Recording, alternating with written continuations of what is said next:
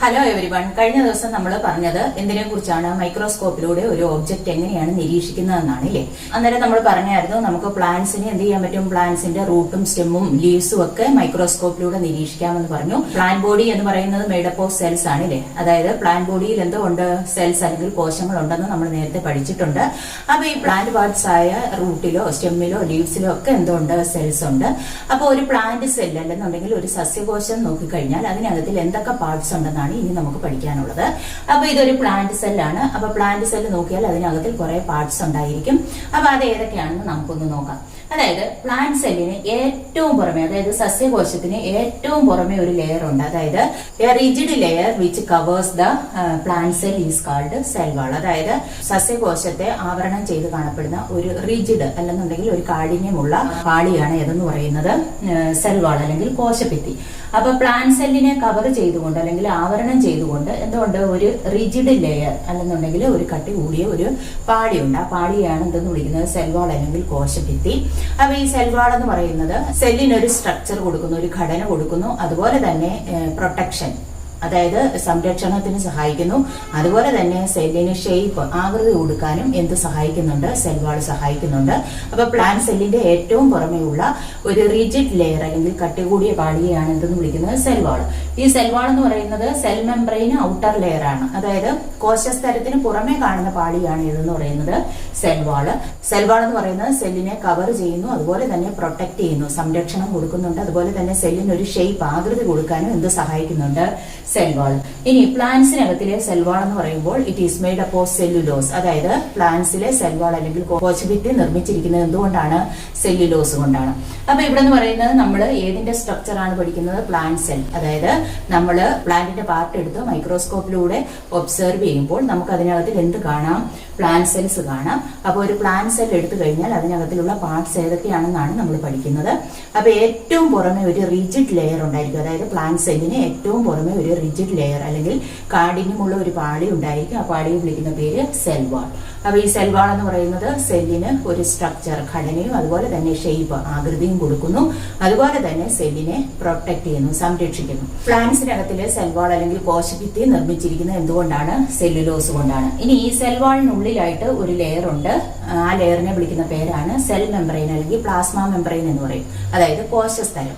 അപ്പൊ സെൽ വാളിനുള്ളിലായിട്ട്, അതായത് പ്ലാന്റ് സെല്ലിന്റെ സെൽ വാളിനുള്ളിലായിട്ട് ഒരു തിൻ ആൻഡ് ഫ്ലെക്സിബിൾ ലെയർ ഉണ്ട്. അപ്പൊ അത് സെല്ലിനെ എന്ത് ചെയ്യുന്നു, ആവരണം ചെയ്യുന്നുണ്ട്. അപ്പൊ ആ ലെയറിനെയാണ് എന്തെന്ന് വിളിക്കുന്നത്, സെൽ മെംബ്രെയിൻ അല്ലെങ്കിൽ പ്ലാസ്മ മെംബ്രെയിൻ. അപ്പൊ അതെന്ന് പറയുന്നത് ഏതിനുള്ളിലായിട്ടാണ് കാണപ്പെടുന്നത്, സെൽ വാളിനുള്ളിലായിട്ടാണ് കാണപ്പെടുന്നത്.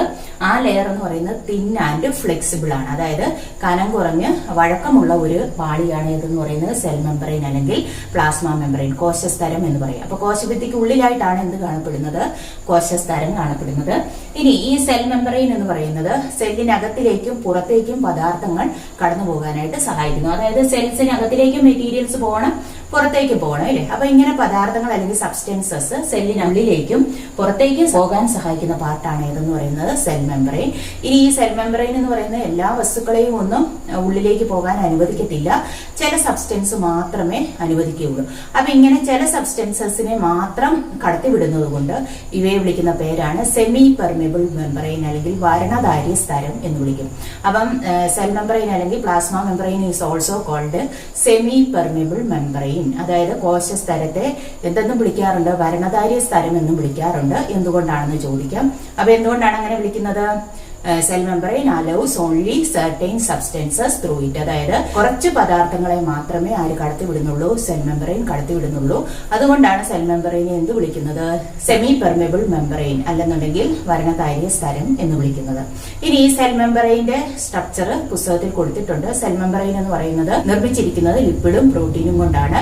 ഒരു ലിപ്പിഡിന്റെ ബൈ ലെയർ, അതായത് കൊഴുപ്പ് കൊണ്ടുള്ള ഒരു ഇരട്ടപ്പാളിയുണ്ട്. അതുപോലെ തന്നെ പ്രോട്ടീൻ മോളിക്യൂൾസ്, പ്രോട്ടീൻ തന്മാത്രകളും എന്തിൽ കാണപ്പെടുന്നു, സെൽ മെംബ്രെയിൻ അല്ലെങ്കിൽ കോശസ്തരത്തിൽ കാണപ്പെടുന്നു. അപ്പൊ ഈ സെൽ മെംബ്രെയിൻ എന്ന് പറയുന്നത് പ്ലാന്റ്സിനകത്തിൽ ഏതിനുള്ളിലായിട്ടാണ് കാണുന്നത്, സെൽ വാൾ അല്ലെങ്കിൽ കോശഭിത്തിക്ക് ഉള്ളിലായിട്ടാണ് കാണപ്പെടുന്നത്. സബ്സ്റ്റൻസ് സെല്ലിനുള്ളിലേക്കും പുറത്തേക്കും പോകാനായിട്ട് സഹായിക്കുന്നു. എല്ലാ പദാർത്ഥങ്ങളെയും ഒന്നും സെൽ മെമ്പറൈനുള്ളിലേക്ക് കടത്തിവിടത്തില്ല. അതുകൊണ്ട് സെൽ മെമ്പറൈനെ എന്ത് വിളിക്കും? സെമി പെർമേബിൾ മെമ്പറൈൻ അല്ലെങ്കിൽ വരണധാര്യ സ്തരം എന്ന് വിളിക്കും. ഇനി സെൽ മെമ്പറൈൻ എന്ന് പറയുന്നത് നിർമ്മിച്ചിരിക്കുന്നത് എന്തുകൊണ്ടാണ്? ലിപ്പിഡ്സും അതുപോലെ തന്നെ പ്രോട്ടീൻസും കൊണ്ടാണ്. ലിപ്പിഡിന്റെ ഒരു ബൈലെയർ, ഒരു ഇരട്ടപ്പാളിയുണ്ട്. അതുപോലെ തന്നെ പ്രോട്ടീൻ മോളിക്യൂൾസ്, പ്രോട്ടീൻ തന്മാത്രകളും ഏതിലുണ്ട്? സെൽ മെമ്പറൈനിലുണ്ട്. ഇനി അടുത്തതെന്ന് പറയുന്നത് ഈ സെൽ മെമ്പറൈനുള്ളിലായിട്ട് കുറെ പാർട്സ് കാണപ്പെടുന്നുണ്ട്. അപ്പൊ ഈ സെൽ മെമ്പറൈനുള്ളിലായിട്ട് കാണപ്പെടുന്ന എല്ലാ കമ്പോണൻസിനെയും എല്ലാ ഘടകങ്ങളെയും കൂടെ വിളിക്കുന്ന പേരാണ് പ്രോട്ടോപ്ലാസം അല്ലെങ്കിൽ ജീവദ്രവ്യം എന്ന് വിളിക്കും. All components present in the cell membrane, അതായത് കോശസ്തരത്തിനുള്ളിലായിട്ട് കാണപ്പെടുന്ന എല്ലാ പാർട്സിനെയും എല്ലാ ഘടകങ്ങളെയും കൂടി വിളിക്കുന്ന പേരാണ് പ്രോട്ടോപ്ലാസം അല്ലെന്നുണ്ടെങ്കിൽ ജീവദ്രവ്യം. അപ്പൊ ഈ പ്രോട്ടോപ്ലാസം എടുത്തു കഴിഞ്ഞാൽ അതിനകത്തില് ന്യൂക്ലിയസ് കാണും, അതുപോലെ തന്നെ സൈറ്റോപ്ലാസം കോശദ്രവ്യവും കാണും. ന്യൂക്ലിയസിനെയും കോശദ്രവ്യത്തെയും ഉൾപ്പെടെ വിളിക്കുന്ന പേരാണ് പ്രോട്ടോപ്ലാസം അല്ലെങ്കിൽ ജീവദ്രവ്യം. അപ്പോൾ ഒരു സെൽ മെമ്പറൈനകത്തിലുള്ള എല്ലാ കമ്പോണൻസിനെയും കൂടിയാണ് എന്ത് വിളിക്കുന്നത്? പ്രോട്ടോപ്ലാസം. അപ്പൊ ഈ പ്രോട്ടോപ്ലാസത്തിനകത്തിൽ എന്തോ ഉണ്ട്? ന്യൂക്ലിയസ് ഉണ്ട്, അതുപോലെ തന്നെ സൈറ്റോപ്ലാസം കോശദ്രവ്യവും ഉണ്ട്. സെല്ലിനകത്തിലുള്ള ജെല്ലി ലൈറ്റ് ഫ്ലൂയിഡിനെയാണ് എന്തെന്ന് വിളിക്കുന്നത്? സൈറ്റോപ്ലാസം അല്ലെങ്കിൽ കോശദ്രവ്യം. ഈ സെല്ലിനുള്ളിൽ എന്തോ ഉണ്ട്? ഒരു ജെല്ലി പോലെ ഉള്ള പദാർത്ഥം നിറഞ്ഞിരിക്കുന്നു. ഇതിനെയാണ് എന്തെന്ന് വിളിക്കുന്നത്? സൈറ്റോപ്ലാസം അല്ലെങ്കിൽ കോശദ്രവ്യം. അപ്പൊ ഈ സൈറ്റോപ്ലാസത്തിനുള്ളിലാണ് സെൽ ഓർഗനൽസ് എല്ലാം, അതായത് കോശാംഗങ്ങളെല്ലാം കാണപ്പെടുന്നത്. ഇനി ഈ സൈറ്റോപ്ലാസത്തിനുള്ളിലുള്ള ഈ കോശാംഗങ്ങൾ എന്ത് ചെയ്യുന്നു? അവയുടെ ഫംഗ്ഷൻസ് ഒക്കെ കറക്റ്റ് ആയിട്ട് നിർവഹിക്കുകയും ചെയ്യുന്നു.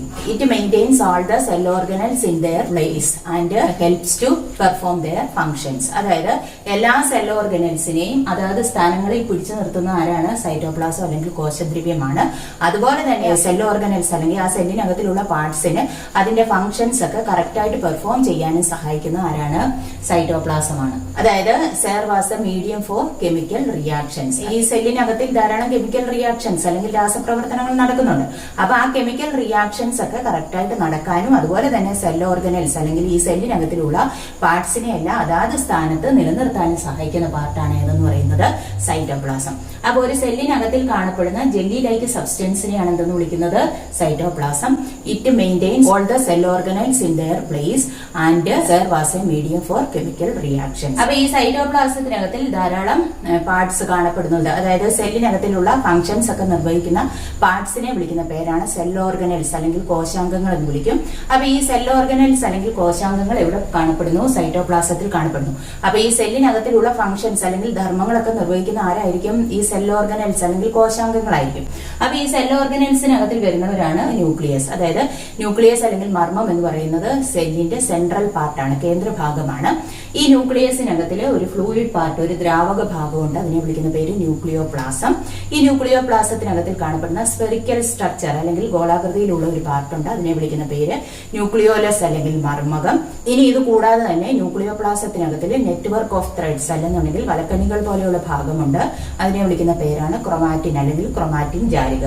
ഈ ക്രൊമാറ്റിൻ ജാലികയാണ് പിന്നീട് ക്രോമസോമായിട്ട് മാറുന്നത്. അപ്പൊ ഈ ക്രോമസോമിനകത്തിലാണ് നമ്മളുടെ DNA, അതുപോലെ തന്നെ DNAക്കകത്തിലാണ് ജീൻസ്. ജീൻസ് എന്ന് പറഞ്ഞു കഴിഞ്ഞാൽ എന്താണ്? സ്വഭാവ സവിശേഷതകളെ നിയന്ത്രിക്കുന്ന ഘടകങ്ങളാണ് ഇല്ലേ? അപ്പൊ ആ ജീൻസ് കാണുന്നത് ഏതിനുള്ളിലാണ്? ക്രോമസോമിനുള്ളിലാണ്. അപ്പൊ ന്യൂക്ലിയസ് എന്ന് പറഞ്ഞു കഴിഞ്ഞാൽ സെല്ലിനകത്തിലെ സെൻട്രൽ പാർട്ടാണ് ഇല്ലേ? അതായത് സെല്ലിനകത്തിലുള്ള ഫംഗ്ഷൻസിനെ എല്ലാം കൺട്രോൾ ചെയ്യുന്ന കേന്ദ്ര ഭാഗമാണ് ഏതെന്ന് പറയുന്നത്? ന്യൂക്ലിയസ്. ന്യൂക്ലിയസിനകത്തിലുള്ള ഫ്ലൂയിഡ് പാർട്ടിന്റെ പേരാണ് ന്യൂക്ലിയോപ്ലാസം അല്ലെങ്കിൽ മർമ്മദ്രവ്യം. അതിനകത്തിലുള്ള സ്ഫെറിക്കൽ പാർട്ട് അല്ലെങ്കിൽ ഗോളാകൃതിയിലുള്ള ഭാഗത്തെ വിളിക്കുന്ന പേര് ന്യൂക്ലിയോലസ് അല്ലെങ്കിൽ മർമ്മകം. ഇനി ന്യൂക്ലിയോപ്ലാസത്തിനകത്തിൽ കാണപ്പെടുന്ന നെറ്റ്വർക്ക് ഓഫ് ത്രെഡ്സ്, വലക്കണ്ണുകൾ പോലെയുള്ള ഭാഗങ്ങളെ വിളിക്കുന്ന പേരാണ് ക്രൊമാറ്റിൻ അല്ലെങ്കിൽ ക്രൊമാറ്റിൻ ജാലിക. ഇത് പിന്നീട് എന്തായിട്ട് മാറുന്നു? ക്രോമസോമായിട്ട് മാറുന്നു.